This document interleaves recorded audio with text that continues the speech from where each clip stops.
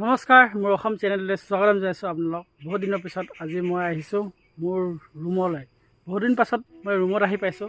চাওক, ৰুমটো বতাহ ধুমুহা দিছিলে নেকি, ৰাতি ভাঙিলে। কালি না পৰহি ভাঙিছিলে ৰাতি, গমেইকে নাপালোঁ শুই থাকোঁতে। আৰু মোৰ ৰুমৰ পৰা কৈ আছোঁ আজি বহুত দিনৰ মূৰত আজি ক'ত ফুৰি আহি কিনে তো বিশেষ কথাটোলৈ আহিছোঁ। চাব ভিডিঅ'টি পূৰা সম্পূৰ্ণ, তেতিয়া বুজি পাব।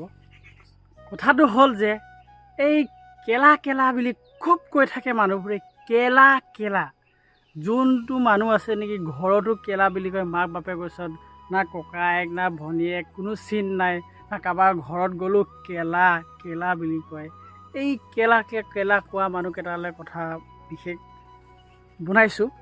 তো যিমান পাৰে মানে কেলা শব্দটোৰ পৰা মানে আমাৰ অসমীয়া জাতিটো বা আমাৰ আছামিজ লেংগুৱেজ বুলি কোৱাটো বহুত বদনাম হয়। আমাৰ আছামিজ লেংগুৱেজটো নৰ্থ ইষ্টত প্ৰায় জেগাত বুজি পোৱা হয়।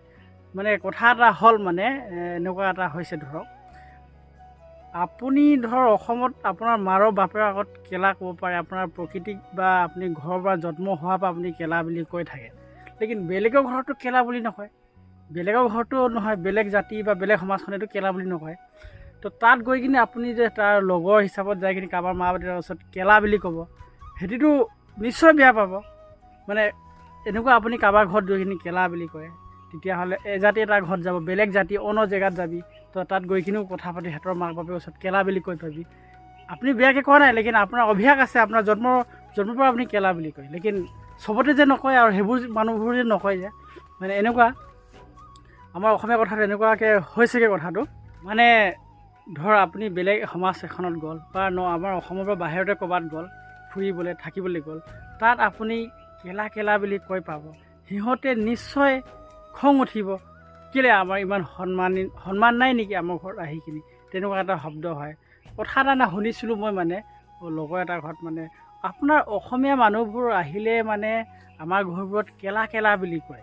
কি কেলা কোৱা সন্মান মাক বাপেক চিন নাই নেকি? দুই থাপৰ দি পঠাই দিলোঁ নহয় তাক। তো সি কিমান ডাঙৰ কথা, ক'ৰ মানুহ আহি কিনি ক'ৰবাত যাই কিনি থাপৰ খাব গৈছে অসমীয়া মানুহ এটাই। তেতিয়া মই শুনিছোঁ, ধৰক যদি আপুনি নিজৰ ঘৰত কেলা কয়, লোকৰ ঘৰতো কেলাটো ক'ব নালাগে। আৰু মোৰ হিচাপত কোনো ভাষাত এইটো কেলা ক'ব লাগে বুলি নাই। লেকিন প্ৰায় এই জাতিটো আমাৰ আছামিছতো আছে, লেকিন চব জাতিয়ে কেলা বুলি নকয়। প্ৰায় মই এটা জাতি টুৱাই দিব বিচাৰোঁ, কোনটো জাতি মানুহখিনি এনেকৈ কেলা বুলি কয়।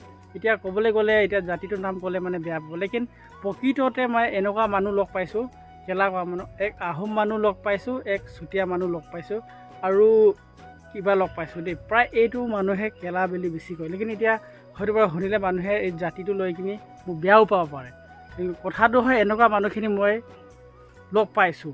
এতিয়া যোনটো মই শুনিছোঁ যে কেলা কয়, ক'ৰবাত থাপৰ খাই আহিছে বুলি কৈছে, ধৰ লোকৰ ঘৰত গৈ, কিমান ডাঙৰ লাজৰ কথা। সেইটো মানুহটো অসমৰ মানুহ হয়, কিমান ডাঙৰ কথা। সেইকাৰণে কেলা শব্দটো জীৱনত কেতিয়াও ক'বও নালাগে আৰু ক'বই নালাগে। আৰু নিজৰ ঘৰত ক'লোঁ, লোকৰ ঘৰত কেতিয়াও সেইটো ক'ম বুলি ভাবিব নালাগে। এনেকুৱা মানুহ আৰু যোনে কেলা বুলি কৈ ফুৰা মানুহ থাকে, আপোনাৰ লগে কাষে কোনোবা লগৰ আছে, সিহঁতৰ লগত নুফুৰিবই বা ক'ৰবাত নেযাবই। এনেকুৱা মানুহ থাকিলে হয়তো পাৰে আপুনি লগত গ'লেও আপোনাৰ বিপদত পৰিব পাৰে।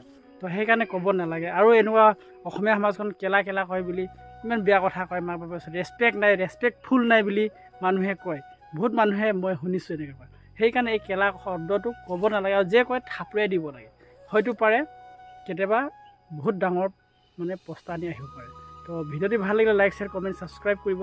আৰু পিছে মই জাতিটো নিন্দা নাই, লেকিন মানুহে এতিয়া দেখিলে ক'ব পাৰে মই এইটো কথাটো কোৱাৰ কাৰণে, কিন্তু মই জাতি নিন্দা নাই, লেকিন এনেকুৱা ক'ব নালাগে। তো ভিডিঅ'টি আজিলৈ সামৰি আছোঁ। Bye bye.